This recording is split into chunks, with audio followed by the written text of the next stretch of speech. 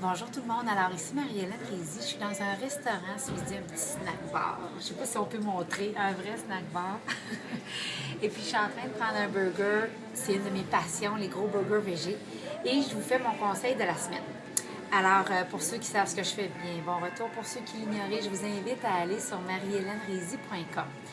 Alors, en fait, mon conseil de cette semaine, c'est sur les cartes d'affaires. J'ai envie de vous partager la mienne. Je vais vous en parler un petit peu plus.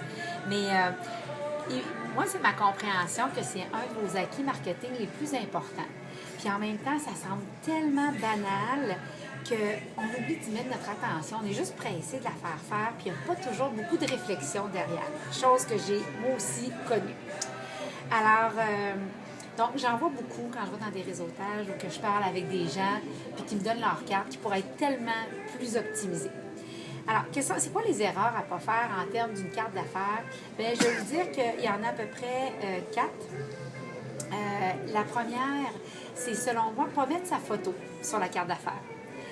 Parce que les gens, ils ne se souviennent pas qu'ils vous ont parlé, ils se disent c'est qui donc déjà qui m'a parlé de telle chose dans le réseautage. Ça, c'est la première chose. Puis, tu sais, si on rencontre 40 personnes, bien, on va être capable de vraiment rapidement se souvenir du visage de quelqu'un, puis être capable de la reconnaître à nouveau ou d'identifier ce qu'il faisait. Également, la deuxième erreur, c'est de ne pas y mettre un appel à l'action.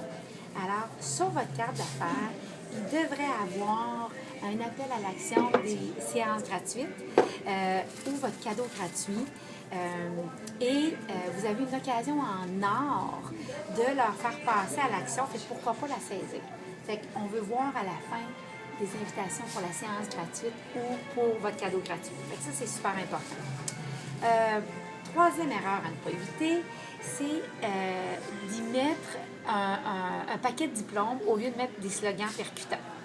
Alors, tu sais, en tout cas, moi, c'est mon point de vue, là, mais je trouve que MBA, puis PCC, puis comptable agréé et tout ça, c'est pas aussi excitant que de dire coach d'affaires, expert dans telle chose. En tout cas, moi, je trouve, c'est ma perception.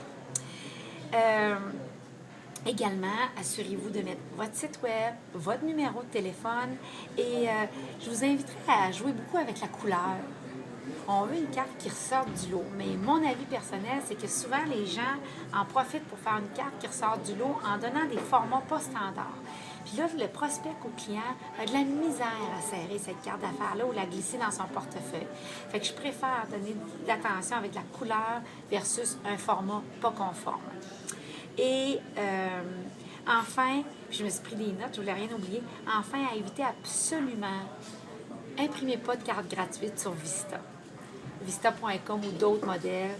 Tout ce que ça donne comme impression, c'est je ne fais pas encore assez d'argent. Moi, c'est mon opinion. Je préfère vous voir faire une petite quantité d'une grande qualité. De toute façon, mes clients vous diront que je conseille toujours des petites quantités parce que vous allez évoluer dans votre niche, dans votre slogan, dans ce que vous allez offrir, dans des nouvelles photos. Donc, une centaine, 150, 200, mais de belle qualité. Alors voilà pour mon conseil de cette semaine. Je vous invite à prendre une séance gratuite avec un de mes coachs leaders si vous voulez connaître des belles percées pour votre entreprise, puis déjà accélérer la pleine pratique. Au revoir.